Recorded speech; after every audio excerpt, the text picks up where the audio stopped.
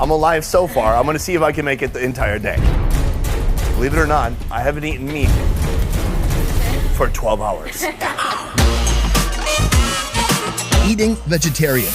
It's something I've avoided most of my YouTube food reviewing career. What have I done to deserve this moment? When it comes to eating plants, well, Oh, even more. Jeepers. no one really cares. What the But something's happened to me over the years. As my passport pages fill up with stamps, This is all healthy. I've come to the conclusion that it isn't vegetarian food that sucks. This makes me think like, I could eat meatless. It's American vegetarian food that sucks. And I'll tell you why soon. This completes me. Around the world, countries and cultures have developed veggie cuisine through generations over centuries. And today, we're gonna try that stuff out. Is this bok choy? That's cabbage. Is this bok choy? No. What's bok choy? Maybe I don't know what bok choy is. From buffets where you pay as you wish, What if I pay 10,000, 20,000? Ok, no problem. to rare cuisine you've likely not seen before. It looks like a work of art. Yeah, it's beautiful. We're discovering why going vegetarian doesn't have to mean you're missing out. Unless, of course, you're eating that crap from the USA. Time to eat. Is this your first vegetarian meal? No, of course not. What's your favorite vegetable? Maybe like magic mushrooms? Meet Kelly, a young Vietnamese local with a great passion for food. So much so, she's opened her own bakery. But there's a catch. Hi guys. A while ago, we were looking for co-hosts, people to join me on screen. You sent us kind of an audition tape. Everything was great, and then you're like, I have been vegetarian vegan for about 6 years now. I knew that you guys needed one. you knew we were Yeah. running out of episode ideas because we were stuck in Vietnam. Here, what's really interesting to me is vegetarian Vietnamese food that has been around for a long time, and it is, it's popular. There's a long history of vegetarian cuisine in this country, mostly due to the prominence of Buddhism in Vietnam. Those who closely follow the tenets of their religion abstain from meat on the 1st and 15th of each month, as well as the whole of July on the lunar calendar. Vegetarian restaurants are packed with meat-avoiding patrons on those occasions. Mantu Restaurant is no different. Have you ever seen so much veggies before? Yeah, I mean, I've been to a market before. Ah, Yeah. good point. Here, they're serving up a veggie buffet. Oh, this looks good. What's this one? Daikon. I love daikon. You'll find breads, salads, noodles, and stews. I've got a pretty well-rounded plate here. Oh, I guess you don't like vegetables that much. What's happening here? 30 different options, made fresh daily, I'm gonna eat this tofu. but all with no animal products. This is really good. Over here, fried bread. I love fried bread. Very oily. Every bite, the oil just kind of gushes out. That's my kind of food. Here, there's also a catch. Patrons pay as much as they want. Many people, my friend, my family tell me I go lazy. I thought, okay, if all the world send me, I think the life on the world very good. This is Miss Foam, the creator of this concept. I'm used to eating what I want. I'm not used to paying what I want. What if I pay 10,000, 20,000? Okay, no problem. Because I want to give for the people come mang từ vegan, eating happy. Are you able to make enough money to maintain the restaurant? I win many, but no win money. What I win the heart, the love. You know, I didn't really want to come here to review the food. The idea is to kind of see the good work this woman is doing, but this actually looks really good. This is their own stir-fried noodles. What is this one? I think that's bok choy. It is bok choy. Yeah. Aha. Stir-fried veggies, including carrots, cabbage, bok choy, and mustard leaves, seasoned with sugar and soy sauce. Then the rice noodles. Finally, they combine all that with deep-fried tofu. This is like a chow mein I ate in middle school. I'm gonna take a big bite of this. Cheers. I think it's pretty good. It goes well with a lot of the side dishes because these are quite salty. It offers some balance on the plate. I love it. Everything here, it feels simple, straightforward, Yeah. some bold flavors, nothing very processed, but still enjoyable, light. You can carry on with your day without having to pass out at 2 p.m. because you ate so much, food and so many carbs. Yeah. Today we're going to be trying 2 other types of food, Ethiopian and Indian. Have you had Ethiopian? Never. And what about Indian food? I've had Indian foods like many times, yeah. Okay. One reason I really want to do this episode is to talk about how much American vegetarian food sucks. It's the worst. It was never like baked into the culture. It was always like a reaction to the culture. Yeah. Like, oh, you have hamburgers, we made a veggie burger. and they're imitating, creating recipes based off what they see in the mainstream. I think it has more to do with the country and how that cuisine is built. Countries like India, Japan, Korea, Vietnam, our cuisine is so rich and our food is so flavorful. We have all these ingredients and spices. You don't need to do a lot. You don't need to try to imitate beef or chicken. It's all the spices that are available. Yeah, absolutely. I completely agree. Rich, flavorful, strong, spicy. These are the words people often use when describing Ethiopian food. From this East African nation comes a unique blend of flavors unlike anywhere else. Welcome to Sara, Ethiopia, tucked inside a small alley in the busiest district of Saigon. Meet the owner, Mr. Abraham Brahanu. This whole episode, we're looking into the vegetarian cuisine of different countries and different cultures. Yes. Can you tell us about what we're going to be trying today? Yeah, the bread is traditional in Ethiopia. It's called injera. It's eaten pretty much daily in all Ethiopian households. It's almost like a thick rug of bread. A mixture of teff flour batter is poured on a flat top. Teff flour, mix it up with water, and then just leave it for 3 days. After 3 days, get fermented. That fermented things make it that spongy. Oh, fantastic. The bread is like a tablecloth, allowing sauces and salads to soak in for later consumption. That's why I called it a rug. A rug? Yeah, it looks like a rug that got rolled up. Yeah, I could see that. Great. Well, your voice got really high. Did you notice there's no utensils? Yes, we have to eat with our hands. That's right. I think you should grab a bread and take It's a so smell. soft, like baby's bum. Like a baby's little thigh, right? That sounds so weird. Well, you said baby's bum. Why is that better? Oh yeah, it's a wonderful texture. It's almost like a crepe. It's very crepe-like. Oh, I'm in love with that. The taste is a bit sour and fermented and yeasty. I'm gonna go in with the sauce. The sauces. This is called shirawat, a chickpea-based sauce. This is kikwat and musirwat, a stewed lentil-based sauce. All this is seasoned with ginger, paprika, and cumin. That was really good.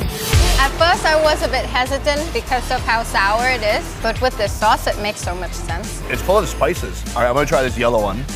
Oh, that's really good too. So this one is like a deep red color. Spicy, fresh. The sauce kind of brings me back to eating Indian cuisine a little bit in that there's just so many flavors in there pulling in different directions. I'm almost done with one rug of bread. I take very small bites. Yeah, that's smart. I'm gonna get so full. It's my understanding that in Ethiopia, there's a lot of fasting. But it's not the type of fasting one might normally think of where you abstain from food completely. It's more like fasting from meat. Yeah. Ethiopia is a heavenly haven for vegetarian folks, with a culture based around Orthodox Christianity. People in Ethiopia have around 250 fasting days a year. Before the Easter time, we have a fasting for 2 months. And those 2 months, you don't eat meat, dairy products like milk, egg, butter. This is the way why we learn with our sisters and our fathers. Even in the week time, there is 2 days that we fast, Wednesday and Friday. Fasting for more than half a year, that's a lot of time. Over half the year is spent abstaining from meat. That means they've developed a truly stunning range of delicious plant-based dining options. So he told me just use the bread as an eating utensil. Spinach it up, sauce it up. I think mixing and matching is encouraged. Cheers. Each bite can be unique and kind of dynamic on its own. This isn't the type of meal you eat it, and you're not really focused on the fact that there's not meat here. There's a lot here to experience. And also, it's a great thing to have over a conversation with a friend, and you just talk and you grab. I kind of love that, like communal eating. There's nothing better than that. Yeah.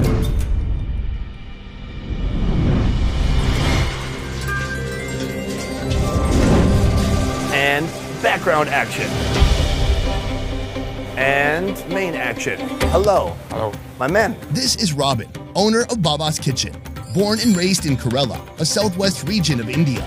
Now, he's brought the flavors of India to Vietnam. India probably has the highest percentage population of vegetarians in the world, I believe. Are there a lot of vegetarians in the south of India? The north part have more vegetarians, south more non-veg people. Do you notice his language? Yeah. Just the language, non-veg, shows that vegetarian is such a dominant culture there. Yeah. that the exception would be not veg.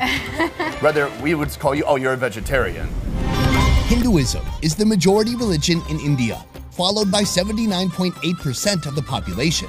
Hinduism does not explicitly prohibit eating meat. Do you eat veg or non-veg? Non-veg. All right, guys, we got a meat eater. But it does strongly reinforce the idea of nonviolence towards all life forms, including animals. This is all healthy because it's vegetarian. As a consequence, many Hindus prefer a vegetarian diet, usually with dairy as an exception. For them, no meat means no violence. Another unique aspect of vegetarians in India is that they use so much dairy.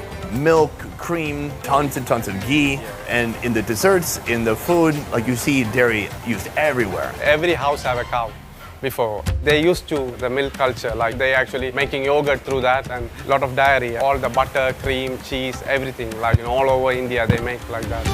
Aromatic, complex, and deeply flavorful, Indian food is full of fresh ingredients, heady spices, and vibrant colors. Like this dish, veggie korma, made with potatoes, green peas, carrots, and cauliflower. Then there's this, the dosa, a thin rice flour batter that's become crispy and crunchy. Served with a side of chutneys, tomato, coconut, and coriander mint. Or these, hoppers, also made from rice flour, but served with stewed veggies. We're doing it. Indian food, specifically from the Southwest. This is a dosa. What you want to do is kind of rip the dosa, and then you put it in the chutney. I love coconut chutney, and I miss it. I haven't had it for a long time. That's a good chutney. That's not even enough chutney for me. It's my first time having that. It's really good. It's great. Yeah. Really tasty. The dosa itself, a very satisfying crunch. I miss you, India. Here, this is something you'll find more in South India. With that, they have kind of a coconut stew. Everything that we have here today, it's kind of like a bready kind of carb, which is like the vehicle. Yeah. And then you put the real flavor. Cheers. It's very savory, creamy, and then just a deluge of Indian spices. Is that the right word? Deluge? A lot of Indian spices. That's really good. I really like the texture of this bread. Like the middle, it's kind of fat and sticky, more thin and crunchy on the outside. One reason Indian food works so well for vegetarians is because it's just breaking all the norms of a Western meal. A Western meal would be like protein, carb, vegetable. And then when you take away the protein, it's like, what am I gonna eat, broccoli and mashed potatoes? But then when you're here, it's like bread, and then a curry or a stew or a chutney. So it's just a whole different formula. But none of that is like the Kerala paratha. A layered flatbread. The chef rubs oil on the dough, then kneads it by hand. I've had many types of paratha, but none that are so like kind of flaky and breaking apart as this. Toss that on a flat top with a little bit of oil, then slap it 5 times before serving. Oh, this feels nice. Look how flaky that is. This is its flavor partner. I'm just gonna dump it right on there. Let's try it out. This just nails it. It's just a beautiful curry. This is so good. Oh, it's so flaky. The flavor's in there. Like, it's such a depth of savoriness. It doesn't make you wonder where the meat is. The spice gives these vegetables some attitude, you know? It's so spicy, but it's so good. It's got a lot of kick. That is the winner here. Vegetarian food in the USA sucks because it's a reaction to a meat-eating culture. Why do the good things in life have to be like bad for you? That's a good question. It's methadone for carnivores, tempting them with fake chicken wings made of tofu and chemicals that taste kind of like the real thing. So when you eat something like this, you're not like, oh, where's the meat? There's a lot here to experience. Veggie food works so well in other countries because the recipes have been developed over generations. I don't have enough chutney in my life. By vegetarians, for vegetarians. From researching and shooting to editing and mastering, our 10-person best ever food review show team works hard to roll out the highest quality travel food entertainment twice a week. If you like what we do here, please consider supporting our Patreon. Patreon allows fans of the show to contribute a monthly sum and receive a load of extras like early video releases, private Q&As, and beyond. To learn more about our Patreon, check out the link in the description box down below. And if you can't give or don't even feel like it, that's okay too. We're just happy you're here. You can follow Kelly's Vegan Bakery Instagram page right here. They never put the title where I put my hands. I should stop doing that. And that is it for this one, guys. Thank you so much for watching. We will see you next time. Peace. Oh, did you ever watch one of my videos to the end? No. Yeah, I'm used to that. That's fine. Is that all? Come on!